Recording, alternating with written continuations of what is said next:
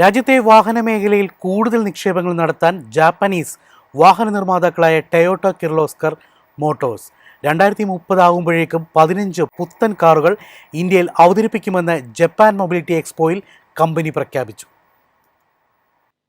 രാജ്യത്തെ ഗ്രാമീണ മേഖലകളിൽ കൂടുതൽ ശ്രദ്ധ പതിപ്പിക്കുന്നതിന്റെ ഭാഗമായി കൂടുതൽ നിക്ഷേപങ്ങളും ഷോറൂമുകളും തുറക്കാനാണ് ടൊയോട്ടയുടെ ലക്ഷ്യം.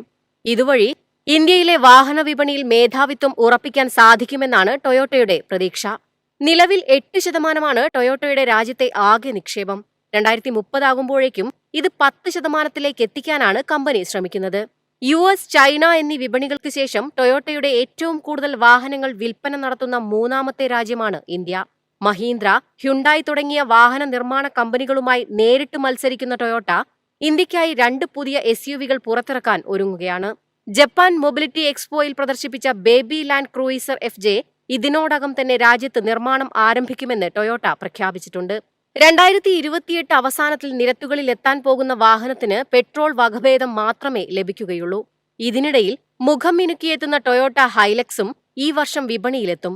രാജ്യത്ത് വ്യാപാരം വർദ്ധിപ്പിക്കുന്നതിന്റെ ഭാഗമായി കർണാടകയിലെ ബിഡാഡിയിലുള്ള നിർമ്മാണ കേന്ദ്രം $3 മില്യൺ ചിലവിൽ ടൊയോട്ട വിപുലീകരിച്ചിരുന്നു.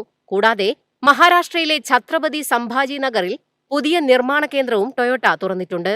ബേബി ലാൻഡ് ക്രൂയിസറിന്റെ നിർമ്മാണം ഈ പ്ലാന്റിലാകുമെന്നാണ് പ്രതീക്ഷ.